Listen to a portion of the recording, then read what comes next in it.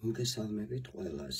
უკვე შეიძლება საათებიც კი დავთვალოთ, იმდენად ცოტა დრო რჩება 4 ოქტომბრის მშვიდობიან რევოლუციამდე, დღემდე, როცა საქართველო უნდა განთავისუფლდეს ბიძინა ივანიშვილისგან და რუსული რეჟიმისგან. რეჟიმის ყველა მცდელობა დისკრედიტაცია მოეხდინა 4 ოქტომბრის იდეის და იმ ხალხის, ვინც ამ იდეის გარშემო გაერთიანდა, სრული კრახით დასრულდა. რაზე არ წავიდნენ ჭორები, ცილისწამებები, ბინძური თავდასხმები, შეეხნენ ადამიანის პირად ცხოვრებას, შვილებსაც შეეხნენ, რეპრესიებზე წავიდნენ, ყველაფერი იქნეს, მაგრამ შედეგი ნოლი, პირიქით. ყველაფერი უკან მიუბრუნდათ. დარჩენილი ბოლო დღეების განმავლობაში მათ, როგორც ჩანს, უკვე მეორედ მიმართეს თავიანთ სათადარიგო შემადგენლობას ოპოზიციაში, ამჯერად უკვე ყოფილ ოპოზიციას და როგორც ჩანს, იმედი აქვთ, რომ თუ იგივე ჭორები, ცილისწამებები, ბინძური თავდასხმები ამჯერად უკვე ამ ადამიანების მიერ იქნება გავრცელებული და ტირაჟირებული, ამას რაიმე შედეგი ექნება. სავაჭრო თემებიც კი შემოაგდეს წინასწარ, რითაც ჩვენი სახელით ისეთი ვიღაცები აპირებენ თითქოს ვაჭრობას, რომლებსაც ჩვენთან არაფერი საერთო არ აქვს და ზოგადად საერთოდ ოპოზიციურ სპექტრთანაც კი არ აქვს უკვე საერთო არათუ ხალხთან, ანუ ჩვენთან. მე არ ვიცი, მე მივმართავ ბატონ მამუკა ხაზარაძეს და მის მიმდევრებს. მე არ ვიცი თქვენ რამ გაიძულათ თავის დროზე, გადაგედგათ თქვენთვისვე ძალიან წამგებიანი ნაბიჯი და გაგეტეხათ ოპოზიციური ერთობა და შეყოლოდით ბიძინა ივანიშვილს რუსულ სპეცოპერაციაში, რომელიც მშვენივრად იცით თქვენ თავად, რომ თქვენთვისვე კრახით დასრულდება, რომ აღარაფერი ვთქვათ იმ დიდ კრახზე, რაც განიცადეთ ასეთი ღალატით. არც ის ვიცი, ეხლა ამჯერად რა გაიძულებთ, უკვე ღალატის მეორე სერიაში შემოხვიდეთ და შეასრულოთ, ანუ ტირაჟირება მოახდინოთ, როგორც უკვე გითხარით, ვთქვი, იგივე ბრალდებების, ცილისწამებების და ჭორების, რასაც აქამდე წარუმატებლად გვიგორებდა რეჟიმი.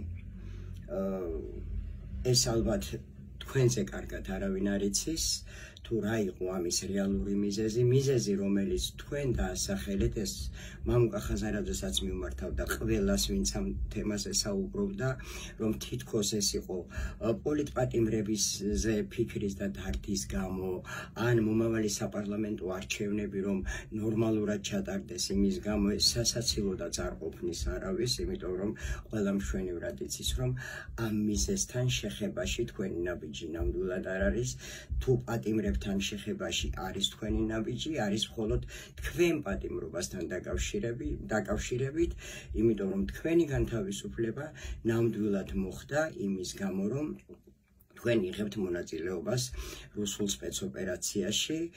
ამას მე არ ვამბობ, ეს თვითონ ყაველაშვილმა თქვა თავის განცხადებაში, თქვენი განთავისუფლების პირველივე დღესვე,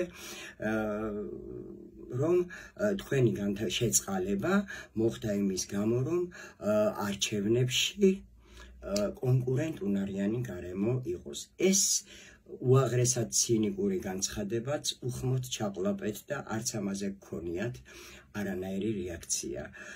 მართლა არ ვიცი, ამაზე დროც არ მაქვს, რომ ბევრი ვიფიქრო, რამ შეიძლება ადამიანთა ჯგუფს გადაადგმევინოს ამდენჯერ საკუთარი თავის დამმარხველი ნაბიჯი, მაგრამ ახლა შესაძლებელია ბოლო დროს გავრცელებულ ინფორმაციას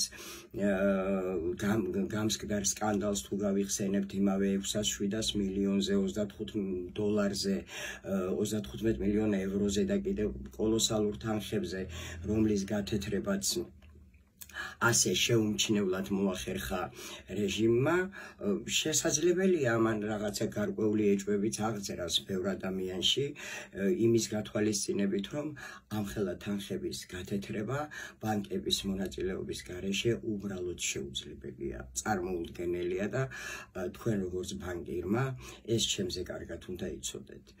გადავდოთ ახლა ეს თემა გვერდზე, ეს არ არის საინტერესო. საინტერესო ის არის, რომ თქვენ გარდა იმისა, რომ უნდა გაავრცელოთ ის ჭორები და ის ცილისწამებები 4 ოქტომბრის idეის გარშემო შემოკრებილ ადამიანებზე, რისი გავრცელებაც კრახით დასრულდა რეჟიმისთვის, როგორც ჩანს, ვაჭრობაც გაქვთ განზრახული რეჟიმთან.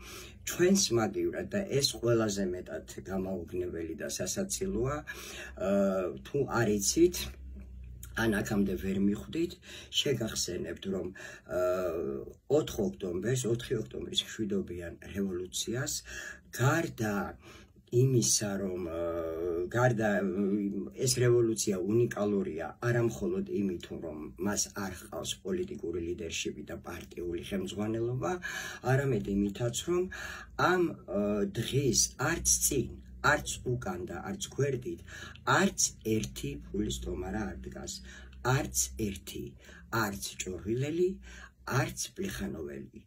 ფულისტომარა. აქედან გამომდინარე, ყოვლად წარმოუდგენელია, რანაირად შეიძლება რეჟიმთან ვინმემ ჩვენი ანუ ხალხის სახელით ივაჭროს.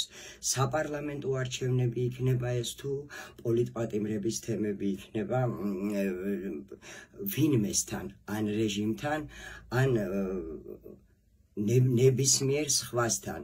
პოლიტპატიმრების მშობლებმა და ოჯახებმა მშვენივრად იციან სინამდვილეში რაც ხდება, ყველამ ყველაფერი ძალიან კარგად ვიცით, ყველა ერთად ვართ, ერთ მუშტად ვართ შეკრული და ყველამ ერთი რამე გავითავისეთ, რომ სანამ რეჟიმი არ დაემხობა, ამ მიზეზებთან ცალ-ცალკე ბრძოლას შედეგი არ მოაქვს.